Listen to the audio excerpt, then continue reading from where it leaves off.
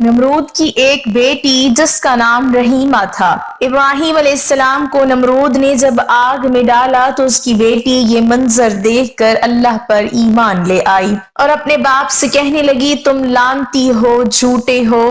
نمرود نے اپنے کارندوں کو حکم دیا تو انہوں نے اس کے کپڑے اتار کر بسم اللہ الرحمن الرحیم۔ نمرود شنار کا بادشاہ تھا جس کا قصہ بائبل میں بھی درج ہے۔ اس بادشاہ کا نام نمرود بن کنان بن سام بن نوح تھا۔ اس کا پائے تخت بابل تھا۔ اس کے نسب میں کچھ اختلاف بھی ہے۔ حضرت مجاہد فرماتے ہیں دنیا کی مشرق مغرب کی سلطنت رکھنے والے 4 ہوئے، جن میں سے 2 مومن اور 2 کافر، حضرت سلیمان بن داؤد اور حضرت ذوالقرنین، اور کافروں میں نمرود اور بخت نصر۔ مفسرین کا بیان ہے کہ نمرود بن کنان بڑا جابر بادشاہ تھا۔ سب سے پہلے اسی نے تاج شاہی اپنے سر پر رکھا۔ اس سے پہلے کسی بادشاہ نے تاج نہیں پہنا تھا۔ یہ لوگوں سے زبردستی اپنی پرستش کراتا تھا۔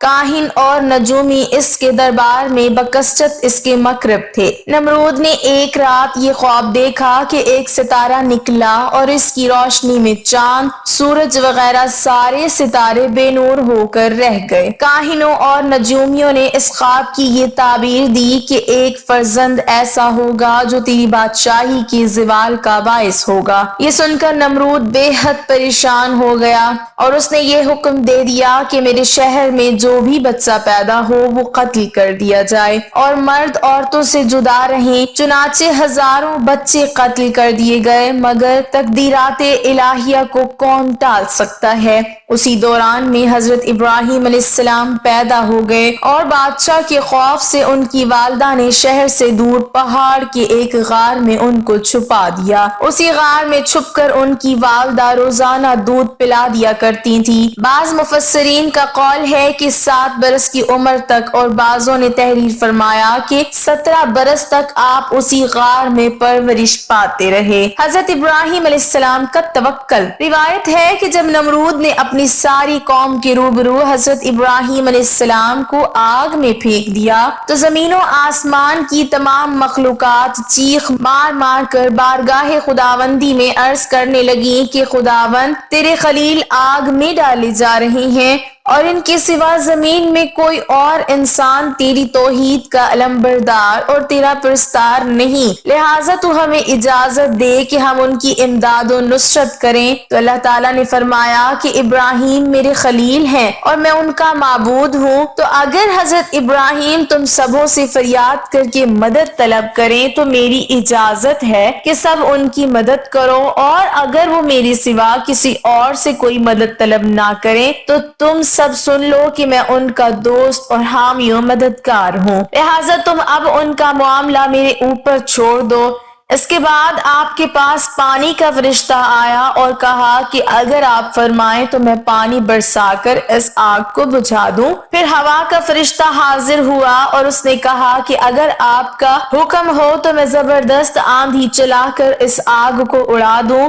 تو آپ نے ان دونوں فرشتوں سے فرمایا کہ مجھے تم لوگوں کی کوئی ضرورت نہیں، مجھ کو میرا اللہ کافی ہے اور وہی میرا بہترین کارساز ہے، وہی جب چاہے گا اور جس طرح اس کی مرضی ہوگی میری مدد فرمائے گا۔ ایک روایت میں یہ بھی آیا ہے کہ جب کافروں نے آپ کو آگ میں ڈالا تو آپ نے اس وقت یہ دعا پڑھی، لا الہ الا انت سبحانک لک الحمد ولک الملک لا شریک لک۔ اور جب آپ آگ کے شعلوں میں داخل ہو گئے تو حضرت جبریل علیہ السلام تشریف لائے اور کہا کہ اے خلیل اللہ، کیا آپ کو کوئی حاجت ہے؟ تو آپ نے فرمایا تم سے کوئی حاجت نہیں ہے۔ تو حضرت جبرائیل علیہ السلام نے کہا پھر خدا ہی سے اپنی حاجت عرض کیجئے۔ تو آپ نے جواب دیا کہ وہ میرے حال کو خوب جانتا ہے، لہٰذا اس سے سوال کرنے کی کوئی ضرورت ہی نہیں ہے۔ اس وقت حضرت ابراہیم علیہ السلام کی عمر شریف 16 یا 20 برس کی تھی۔ آپ کتنی دیر تک آگ میں رہے؟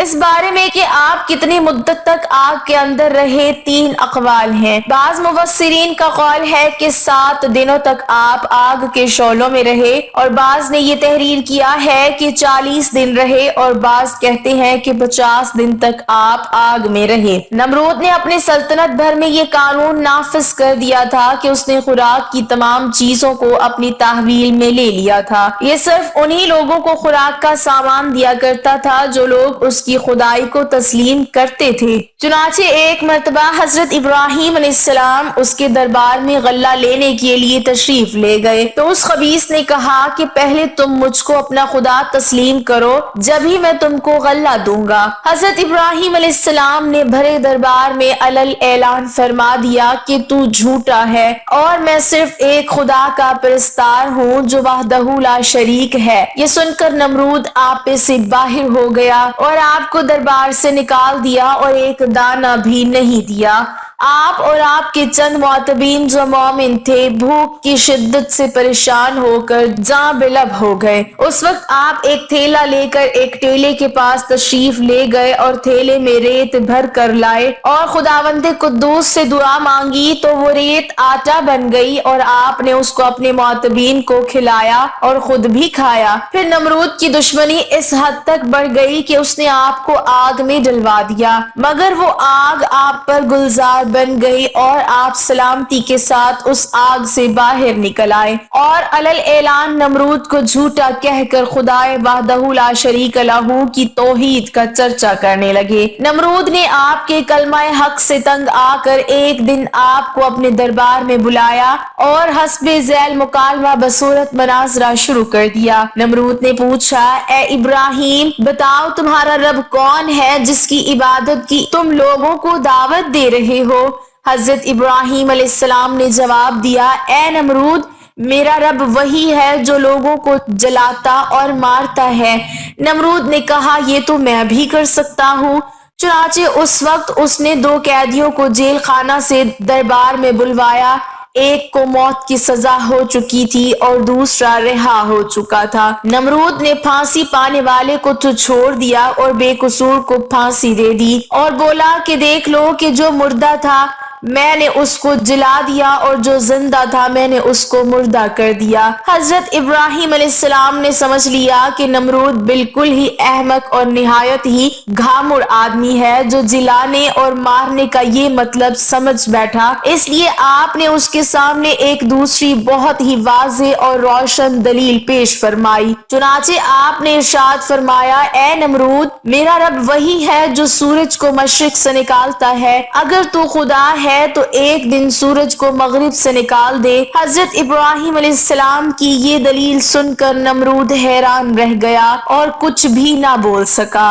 اس طرح یہ مناظرہ ختم ہو گیا اور حضرت ابراہیم علیہ السلام اس مناظرے میں فتح مند ہو کر دربار سے باہر تشریف لائے اور توحید الہی کا واز علل اعلان فرمانا شروع کر دیا۔ قرآن مجید نے اس مناظرے کو ان لفظوں میں بیان فرمایا کہ ترجمہ کنز ایمان، اے محبوب کیا تم نے نہ دیکھا اسے جو ابراہیم سے جھگڑا اس کے رب کے بارے میں اس پر کہ اللہ نے اسے بادشاہی دی، جبکہ ابراہیم نے کہا کہ میرا رب وہ ہے کہ جلاتا اور مارتا ہے۔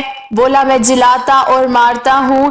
ابراہیم نے فرمایا تو اللہ سورج کو لاتا ہے پورب سے تو اس کو پچھم سے لے کر آ، تو ہوش اڑ گئے کافر کے اور اللہ راہ نہیں دکھاتا ظالموں کو۔ حضرت ابراہیم علیہ السلام خداوند کی توحید کے اعلان پر پہاڑ کی طرح قائم رہے، نہ نمرود کی بے شمار فوجوں سے خائف ہوئے نہ اس کے ظلم و جبر سے مروب ہوئے، بلکہ جب اس ظالم نے آپ کو آگ کے شعلوں میں ڈلوا دیا اس وقت بھی آپ کے پائے عزم و استقلال میں بال برابر لغزش نہیں ہوئی اور آپ برابر نعرہ توحید بلند کرتے رہے۔ پھر اس بے رحم نے آپ پر دانہ پانی بند کر دیا، اس پر بھی آپ کے عزم و استقامت میں ذرہ برابر فرق نہیں آیا۔ پھر اس نے آپ کو مناظرہ کا چیلنج دیا اور دربار شاہی میں طلب کیا تاکہ شاہی روب و داب دکھا کر آپ علیہ السلام کو مرعوب کر دے، لیکن آپ نے بالکل بے خوف ہو کر مناظرے کا چیلنج قبول فرما لیا اور دربار شاہی میں پہنچ کر ایسی مضبوط اور دندان شکن چند دلیل پیش فرمائی کہ نمرود کے ہوش اڑ گئے اور وہ ہکا بکا ہو کر لاجواب اور خاموش ہو گیا، اور بھرے دربار میں اس کلمہ حق کی تجلی ہو گئی کہ حق آیا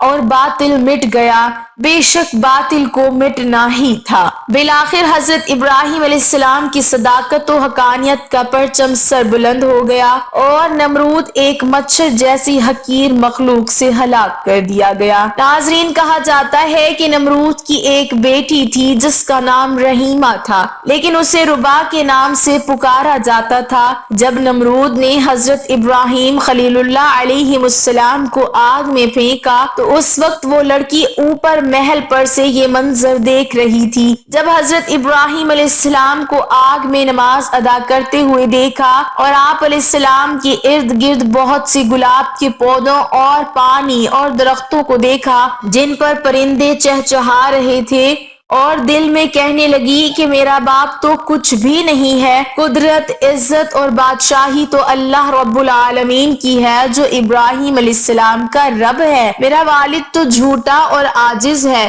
آدمی کو ہلاک کرنے پر بھی قادر نہیں۔ وہ یہ سوچتی ہوئی اکیلی ہی اپنے محل سے نکلی اور اس کے قریب آ گئی۔ اس نے باہر سے حضرت ابراہیم علیہ السلام کو پکارا، اے ابراہیم، کیا آپ کے علاوہ بھی کوئی آپ کے رب کی بارگاہ میں اجازت پا سکتا ہے؟ آپ نے فرمایا، ہاں، وہ شخص جس کا دل میرے رب کے لیے خالص ہو، تو آگ میں اس کا حال بھی اسی طرح ہوگا جس طرح میرا حال ہے۔ اس نے کہا کہ میں چاہتی ہوں کہ تمہارے رب کے ساتھ صلح کر لوں۔